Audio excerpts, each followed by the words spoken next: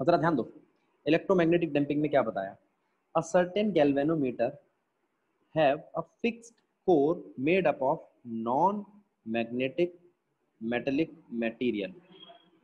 When the coil is oscillates, the eddy current generate into the core, oppose the motion and bring the core to the rest quickly.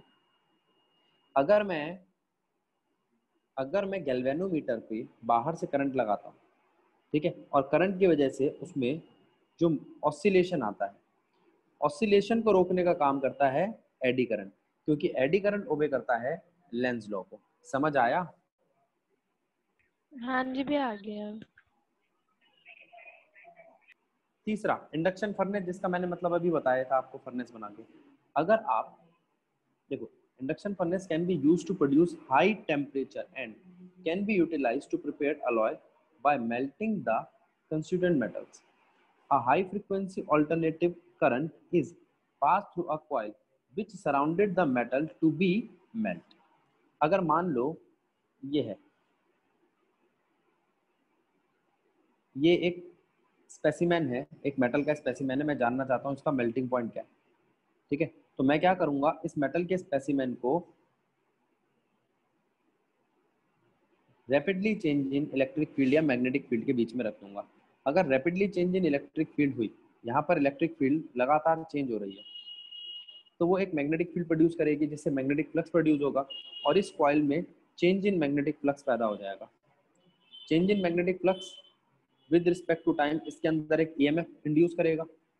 ये कोई wire तो है नहीं, एक बड़ा substance है, इसके अंदर करंट, वो ईएमएफ इसके अंदर एक करंट पैदा करेगा, इंड्यूस करंट। इंड्यूस करंट से हीट डेवलप होगी और ये गर्म होने लगेगा और मुझे पता चल जाएगा ये किस टेम्परेचर पे जाके मेल्ट होगा और मुझे इसका मेल्टिंग पॉइंट मिल जाएगा। तो किसी भी मेटेलिक स्पेसिमेन का मेल्टिंग पॉइंट निकालना हो तो मैं यूज कर सकता हूँ इंडक्शन फर्नेस का। समझ आया? और एक इंडक्शन फर्नेस का मैंने आपको इस्तेमाल बताया था, जिसे हम इंडक्शन कुकर कहते हैं। आपने देखा होगा इंडक्शन कुकर के ऊपर हर पैन रखकर आप खाना गर्म नहीं कर सकते, उसी पैन को रख सकते हो जो मेटेलिक प्रॉपर्टीज रखता हूँ। ठीक है, बात सही है गलत है? बोलो। सही है। ठीक है, फोर्थ पॉइंट आता है आपका electric power meter. Electric power meter क्या होता है? इसके ऊपर हम एक डिस्क रखते हैं, एक एक मेटलिक डिस्क रखते हैं जो रोटेट करती है एक पाइवट के ऊपर, मतलब एक नोकीले से पॉइंटर के ऊपर, और ये डिस्क घूमती है। कब घूमती है?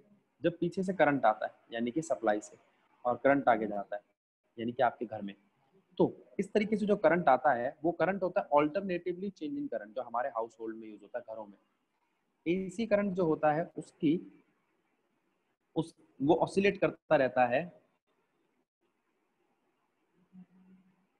50 हर्ट्ज की फ्रीक्वेंसी के साथ।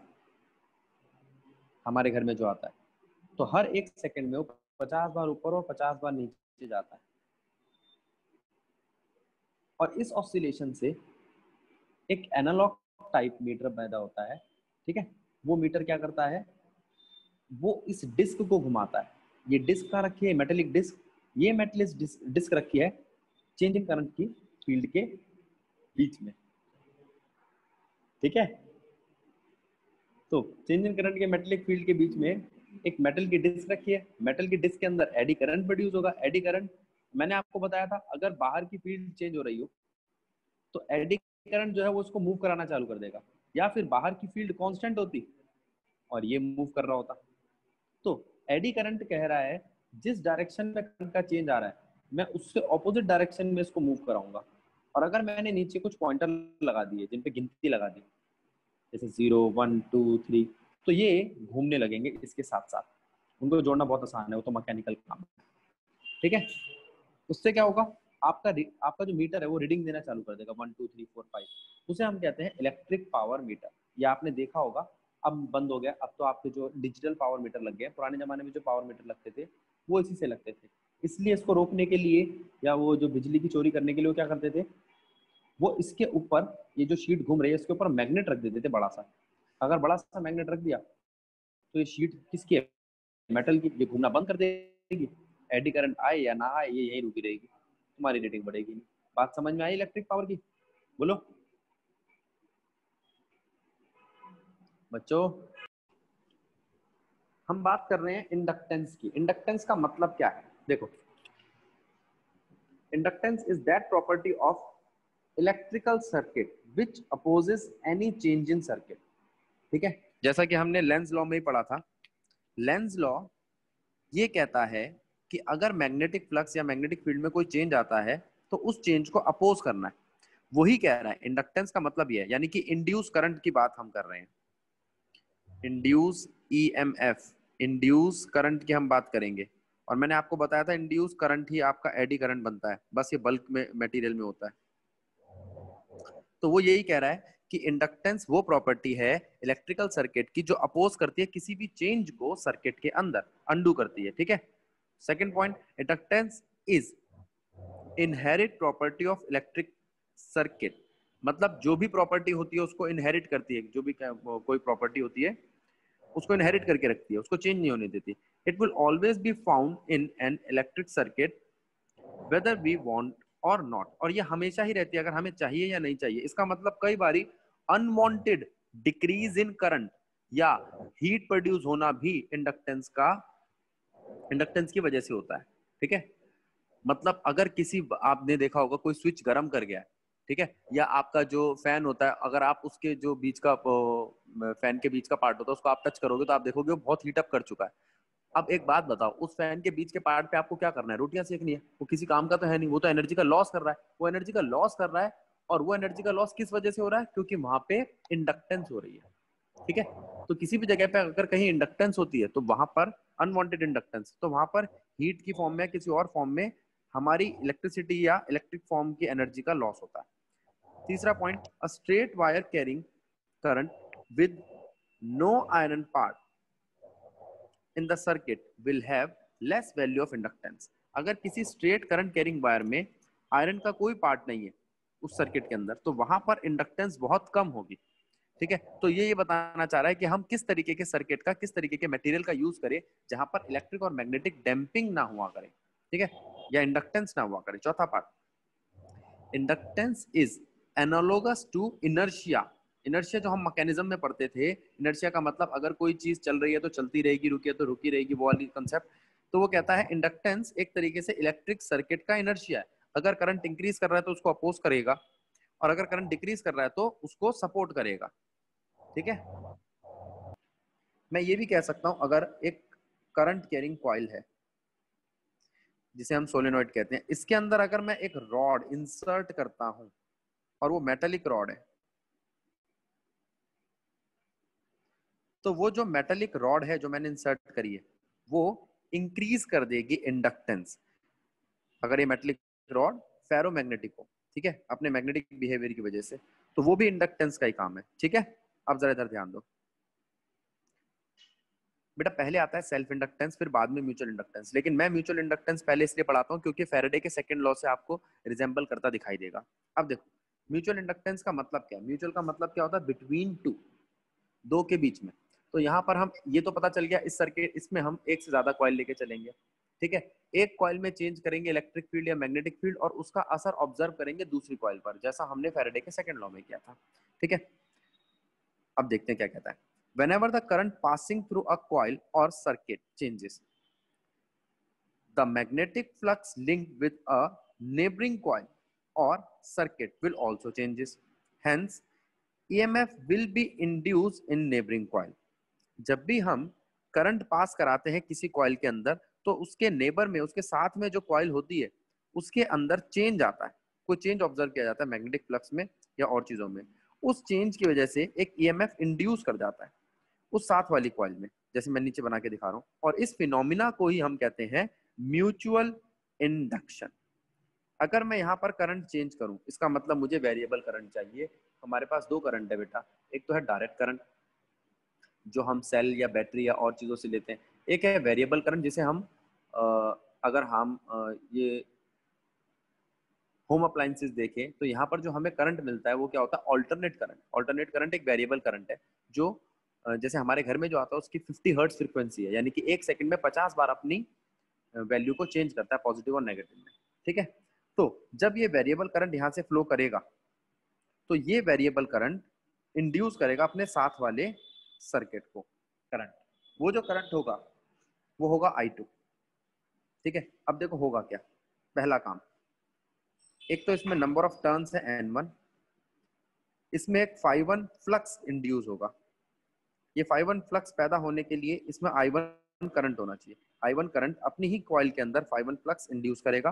φ1 फ्लक्स दूसरी यानी कि सेकेंडरी, इसलिए मैंने इनको P और S नाम दिया। P मतलब प्राइमरी कॉइल, S मतलब सेकेंडरी कॉइल। प्राइमरी कॉइल के अंदर फ्लक्स है φ1, वो सेकेंडरी कॉइल के अंदर फ्लक्स इंड्यूस करेगा φ2। जब इसके अंदर φ2 फ्लक्स इंड्यूस होगा तो ये φ2 फ्लक्स करंट डेवलप करेगा इस सर्किट के अंदर, वो है I2। तो I1 करंट I2 करंट पैदा कर देगा। ठीक है, तो I1 करंट ने पहले अपनी ही कॉइल के अंदर एक फ्लक्स पैदा किया, उस फ्लक्स ने साथ वाली कॉइल में एक फ्लक्स इंड्यूस किया, उस फ्लक्स चेंज इन फ्लक्स की वजह से इस कॉइल के अंदर एक करंट फ्लो होने लग गया। और ये करंट पहले नहीं था कॉइल में, इसलिए हम कहते हैं ये करंट अभी इंड्यूस हुआ है, डेवलप हुआ है या पैदा हुआ है। ठीक है, तो म्यूचुअल इंडक्शन से एक नया करंट पैदा हुआ I2। यहाँ पर मैंने टर्म्स लिख रखे, P का मतलब प्राइमरी, S का मतलब सेकेंडरी, N1 φ1 I1 कॉइल 1 के लिए प्राइमरी कॉइल के लिए, N2 φ2 और I2 कॉइल 2 के लिए सेकेंडरी कॉइल के लिए। ठीक है, अब हम बात करते हैं फ्लक्स की। जो फ्लक्स इंड्यूस हुआ है सेकंड कॉइल में, वो इंड्यूस हुआ है फर्स्ट कॉइल की वजह से। जो फ्लक्स इंड्यूस हुआ है सेकंड कॉइल में, वो फर्स्ट कॉइल की वजह से इंड्यूस हुआ है। तो आप ये कह सकते हो φ2 is directly proportional to I1 या φ2 इज इक्वल्स टू MI1। अब ये M क्या है? ये कोफिशिएंट ऑफ म्यूचुअल इंडक्शन, या इसको खाली म्यूचुअल इंडक्शन भी आप बोल सकते हो। और यहां से आपको साफ दिखाई दे रहा है कि म्यूचुअल इंडक्शन है फ्लक्स जो इंड्यूस हुआ सेकंड कॉइल में डिवाइडेड बाय करंट जो इंड्यूस हो, करंट जो था फ्लो कर रहा वेरिएबल करंट फर्स्ट कॉइल में। ठीक है, देखो भाई, देखो भाई, यहां पर ये पूछ रहे हैं कि भैया ये जो आपने दो कॉइल बनाई है प्राइमरी और सेकेंडरी, ये क्या है? ये दो सोलेनॉइड है, क्या इनके नंबर ऑफ टर्न्स इक्वल होने चाहिए? नहीं, एक बात। दूसरी बात, इसके अंदर जो करंट आएगा वो इस कॉइल के अंदर एक फ्लक्स इंड्यूस करेगा। ये फ्लक्स इस तरीके से होगा पर यूनिट एरिया, इसके साथ में एक और कॉइल है तो उसके अंदर भी फ्लक्स इंड्यूस होने लगेगा। अगर ये इस कॉइल का मटेरियल उस फ्लक्स को अपने अंदर इंड्यूस होने देता है तो ठीक है, वो होगा φ2। अगर किसी के अंदर फ्लक्स इंड्यूस हो और वो वेरी करता रहे, वो फ्लक्स चेंज होता रहे, तो वो चेंज इन फ्लक्स एक करंट डेवलप करेगा। वो चेंज इन फ्लक्स एक करंट डेवलप करेगा, वो होगा आपका I2। ये बात समझ में आई? हाँ जी भैया। अब अगर मैं आपसे बात करूं φ2 की, तो φ2 वो मैग्नेटिक फ्लक्स है जो इंड्यूस हुआ है सेकेंड कॉइल में फर्स्ट कॉइल से। ये है आपकी प्राइमरी कॉइल, इसमें φ1 फ्लक्स था, इससे इंड्यूस हुआ सेकेंडरी कॉइल में φ2 फ्लक्स। φ2 फ्लक्स जो है वो I1 करंट से प्रोड्यूस हुआ है, यानी कि कॉइल 1 के करंट से। तो हम कह सकते हैं φ2 I1 के डायरेक्टली प्रोपोर्शनल है और M म्यूचुअल इंडक्शन है, कोफिशिएंट ऑफ म्यूचुअल इंडक्शन। तो आप कह सकते हो कोफिशिएंट ऑफ म्यूचुअल इंडक्शन है φ2, अगर I को मैं उठा के ले जाऊंगा तो φ2 डिवाइडेड बाय I1। ठीक है, अब हम इसकी यूनिट बनाते हैं। देखो, अब यहाँ पे आपको फॉर्मूला दिखाई दे रहा है M equals to φ2 divided by I1। आप जानते हो फाई यानी कि मैग्नेटिक फ्लक्स, इसकी यूनिट होती है वेबर और करंट की होती है एम्पेयर। वेबर को हम लिख सकते हैं टेस्ला इनटू मीटर स्क्वायर और एम्पेयर को लिख सकते हैं ए। ठीक है, हम जानते हैं फोर्स का एक फॉर्मूला होता है बेटा, ये वाली बात मैंने इसलिए बताई जिससे मैं इसकी डायमेंशन तक पहुंच सकूं। फोर्स का एक फॉर्मूला होता है बिल। बिल का मतलब हो गया magnetic field into current into length. तो मैग्नेटिक फील्ड का फॉर्मूला बन जाएगा force divided by current into length. ठीक है, तो यहाँ से हमें पता चला जो टेस्ला है वो है फोर्स, फोर्स जिसकी यूनिट है न्यूटन, करंट जिसकी यूनिट है एम्पेयर और लेंथ जिसकी यूनिट है मीटर। तो ये है टेस्ला जिसकी यूनिट बना दी मैंने ये। ठीक है, ऊपर वेबर जो था वो क्या था? Tesla into metre square. कैसे? मैं एक बार फिर तुम्हें रिकॉल करा देता हूँ। फ्लक्स होता है मैग्नेटिक फील्ड इनटू एरिया, और मैग्नेटिक फील्ड की यूनिट होती है टेस्ला और करंट एरिया की होती है मीटर स्क्वायर। ठीक है, अब टेस्ला को जब मैंने इनमें कन्वर्ट कर लिया तो अब मैं इसकी डायमेंशन बना सकता हूँ। अब जब यहाँ तक पहुंच गए तो एक काम करते थोड़ा सा और आगे बढ़ते हैं, देखते क्या और बन सकता है। अभी देखो टेस्ला मीटर स्क्वायर एम्पेयर तो था, टेस्ला की जगह मैंने रखा newton divided by ampere metre multiplied by metre square divided by ampere. अब एम्पेयर एम्पेयर के साथ मल्टीप्लाई होकर एम्पेयर का स्क्वायर बन जाएगा, मीटर मीटर से कट जाएगा तो आएगा newton metre divided by ampere का स्क्वायर। और न्यूटन मीटर आप जानते हो, न्यूटन मीटर क्या होता है, जूल, वर्क की यूनिट या एनर्जी की यूनिट, और एम्पेयर। Work done. अब आप, हाँ अब आप जूल को लिख सकते हो क्या, कूलम मल्टीप्लाई में वोल्ट। याद करो जूल की एक यूनिट होती है, जो जूल होता है वर्क डन होता है, वर्क डन जो होता है वो होता है चार्ज इनटू पोटेंशियल। तो चार्ज इनटू पोटेंशियल को आप लिख सकते हो कूलम इनटू वोल्ट। तो ये एक और यूनिट आ गई। तो ऐसे कितनी सारी यूनिट्स आ गई, इसकी कंपेयर कर रहा हूँ और कुछ नहीं कर रहा। कूलम को फिर आप लिख सकते हो एम्पेयर सेकंड, और ये वोल्ट है। अब एम्पेयर से एम्पेयर कट जाएगा, ये वोल्ट सेकंड रह जाएगा। ठीक है, ये नीचे स्क्वायर था। तो म्यूचुअल इंडक्शन की एक और यूनिट आ गई, वोल्ट सेकंड पर एम्पेयर। ठीक है, लेकिन प्रैक्टिकली हम जिस यूनिट का इस्तेमाल करते हैं वो एक साइंटिस्ट के नाम पे है जिसने म्यूचुअल इंडक्शन की बात की थी, वो है हेनरी। कैपिटल एच से डिनोट किया जाता है इसको। डायमेंशन निकाल लियो ना बेटा आपको, तो आप यहां से निकालोगे।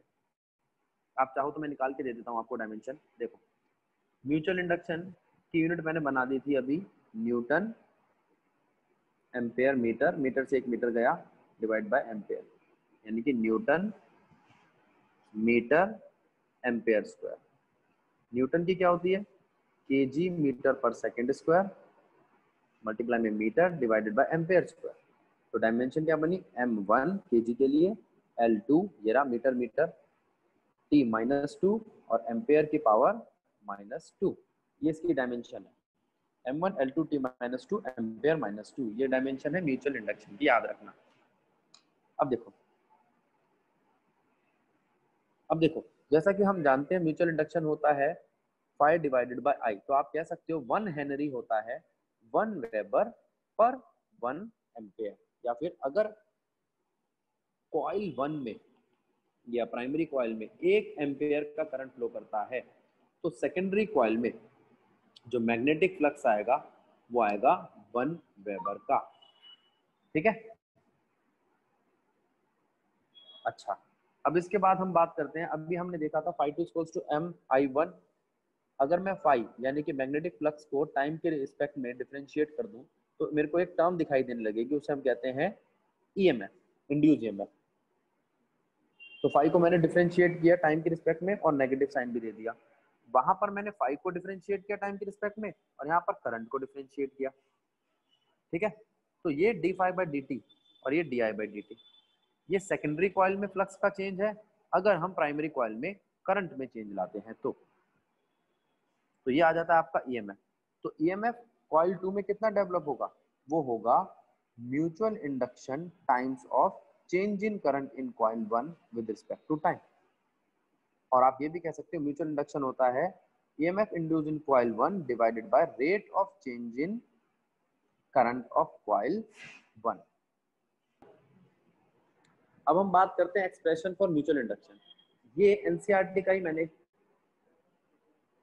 फिगर ली है, जरा इसमें ध्यान दो। आपको दो कॉइल दिखाई दे रही है सब बच्चों को, एक तो अंदर कॉइल है जिसका रेडियस छोटा है R1 और एक बाहर कॉइल है जिसका रेडियस बड़ा है R2।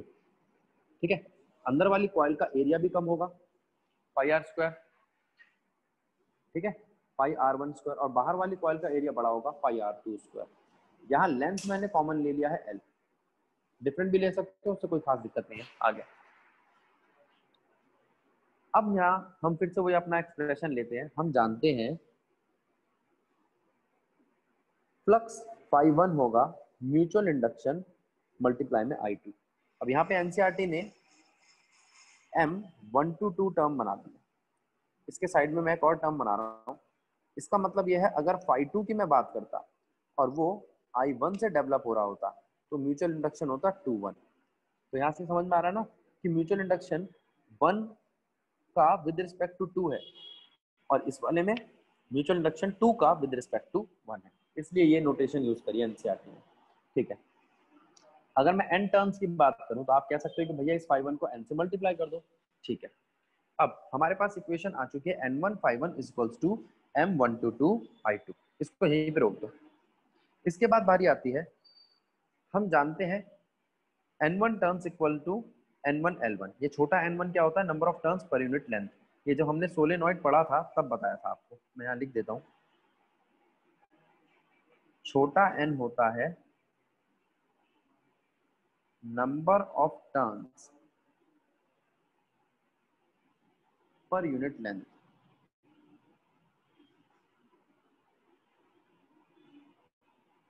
ठीक है, तो यहां पर मैंने कहा कि n1 है आपका नंबर ऑफ टर्न्स पर यूनिट लेंथ, और फ्लक्स क्या होता है ये भी हम जानते हैं, मैग्नेटिक फील्ड इनटू एरिया।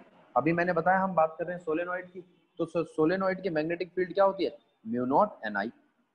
अब मेरी बात ध्यान देना, जो फ्लक्स phi1 है वो किससे प्रोड्यूस हुआ है? Change in magnetic field B2 से। तो मैग्नेटिक फील्ड B2 से जो चेंज आएगा एरिया A1 में, वो प्रोड्यूस करेगा एक phi1 फ्लक्स इस एरिया A1 में। ठीक है, तो मैं मैग्नेटिक फील्ड ले रहा हूं 2 की, जो इंड्यूस कर रही है मैग्नेटिक फ्लक्स phi1। ठीक है, और एरिया क्या है? A1। आ जाओ, तो N1 phi1 का फॉर्मूला क्या आया? N1 L1 B2 A1। N1 L1 तो ठीक है, B2 क्या है आपका? म्यू नॉट N2 I2, और एरिया है पाई R1 का स्क्वायर। ठीक है, पूरी इक्वेशन खोल दी। अब इसके अंदर आपको दो टर्म्स दिखाई दे रहे हैं N1 और N2 के, लेंथ दिखाई दे रही है L1, म्यू नॉट का मतलब उसके अंदर मीडियम क्या भरा गया है? I2 करंट, और पाई R1। ठीक है, तो यहाँ पर आपके पास N1 phi1 की value I mu not N1 N2 L1 I2 pi R2। ठीक है, अब इस इक्वेशन को देखो, इक्वेशन बी और इक्वेशन ए को अगर मैं इन दोनों को इक्वेट करता हूँ तो ये दिखाई देता है ये इक्वेशन इसके इक्वल है, और इक्वेट करने पर आपका आई कट जाता है। तो म्यूचुअल इंडक्शन की वैल्यू क्या आती है? M12 equals to mu not N1 N2 L1 pi R1। ठीक है,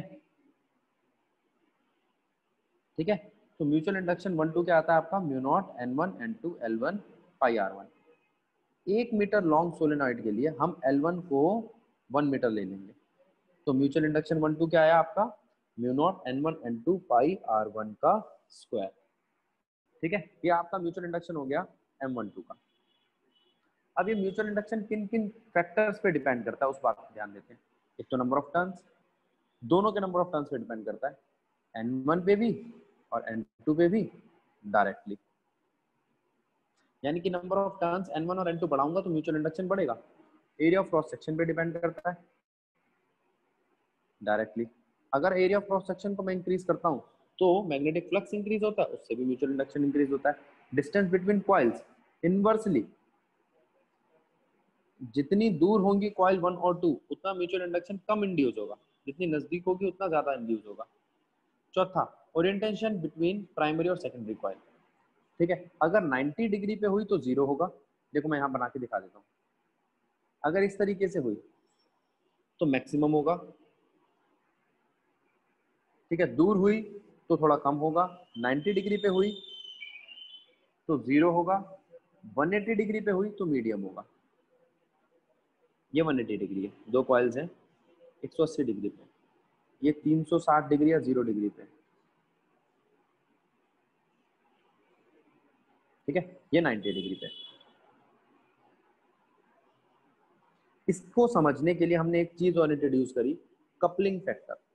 अब कपलिंग फैक्टर के लिए ना L1 और L2 चाहिए। जैसे अभी हमने म्यूचुअल इंडक्शन पढ़ा है ना M, वैसे ही एक और इंडक्शन है सेल्फ इंडक्शन।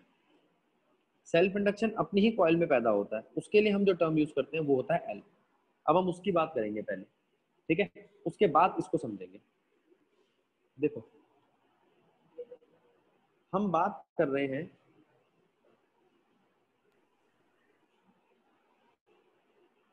सेल्फ इंडक्शन की, मतलब एक ही कॉइल है जो खुद ही को इंड्यूस कर रही है। अभी दो कॉइल्स थी और एक दूसरे को इंड्यूस कर रही थी, अब एक ही कॉइल है।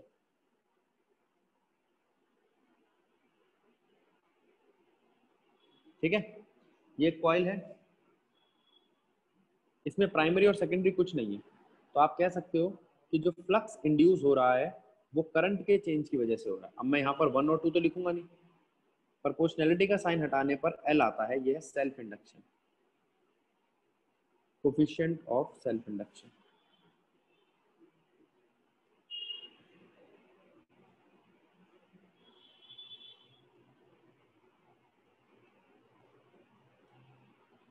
तो एल की वैल्यू क्या आई आपकी, पाई बाय आई।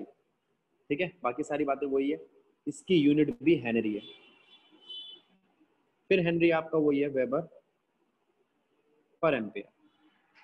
ठीक है, अगर फिर से हम वही लेते हैं phi is equals to L I, तो D phi by D T आता है आपका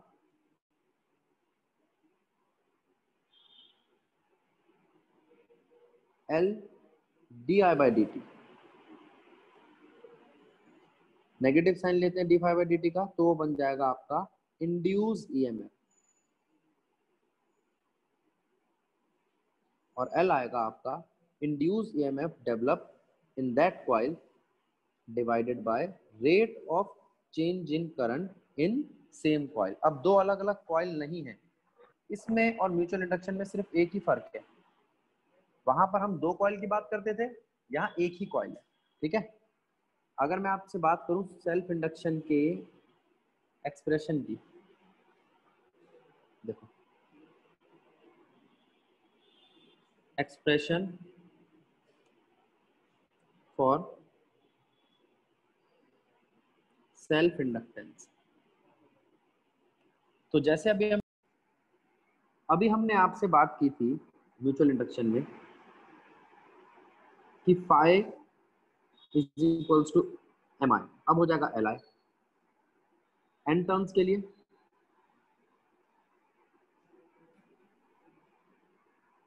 फाई मल्टीप्लाई में एन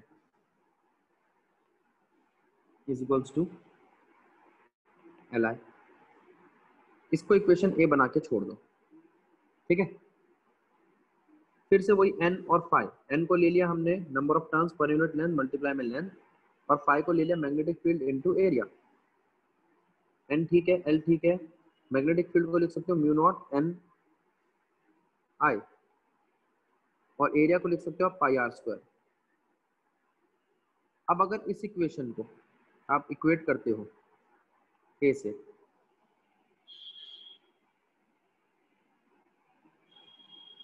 तो आप देखते हो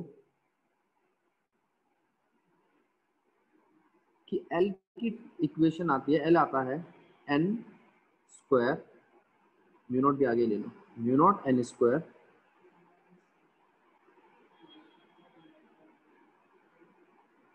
एल पाई आर स्क्वायर, यानी कि एरिया पे डिपेंड करता है, लेंथ पे डिपेंड करता है, नंबर ऑफ टर्न्स पे डिपेंड करता है। अब ये ओरिएंटेशन पे डिपेंड नहीं करेगा, अब जब दो चीजें होंगी तो मैं उनके बीच का एंगल बनाऊंगा ना, एक अकेली ही चीज का खुद के साथ कोई एंगल थोड़ी होगा, मैं ये थोड़ी कहूंगा अकेली चीज अपने साथ 90 डिग्री पे या 180 डिग्री पे, नहीं। तो अब ये डिपेंड करेगा मीडियम पे, इसके बीच में मैं कौन सा मटेरियल इंट्रोड्यूस कर रहा हूँ, नंबर ऑफ टर्न्स पे, लेंथ पे और एरिया पे। तो सेल्फ इंडक्शन जो है वो डिपेंड करता है मीडियम पे, नंबर ऑफ टर्न्स पे, लेंथ पे और एरिया पे। अब राहुल ने क्वेश्चन पूछा, भैया मैंने ना करंट इंड्यूस करा है, या सेल्फ इंडक्शन जो इंड्यूस हुई सर्किट के अंदर, उससे पहले भी तो करंट था इसके अंदर। हाँ, उससे पहले जो करंट था वो क्या था, I1,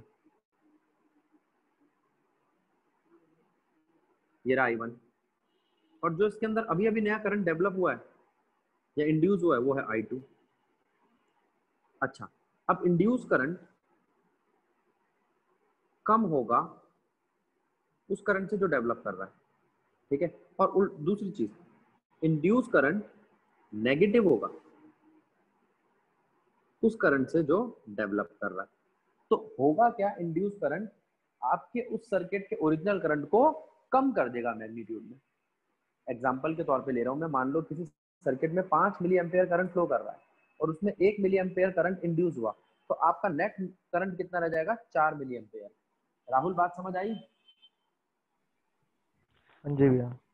तो ये सोच रहा था ना कि भैया दो करंट है तो दोनों करंट होंगे या कोई एक करंट होगा, दूसरा वाला करंट होगा कि नहीं होगा।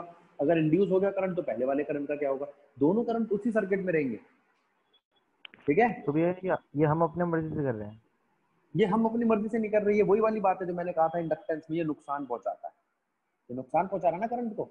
हम तो चाहते हैं हमारा 5 एम्पियर करंट हो, ये 1 एम्पियर करंट अपने आप उस सर्किट में इंड्यूस हो रहा है, तो इसको रेजिस्ट करने के लिए हम कुछ चीजों का इस्तेमाल करेंगे।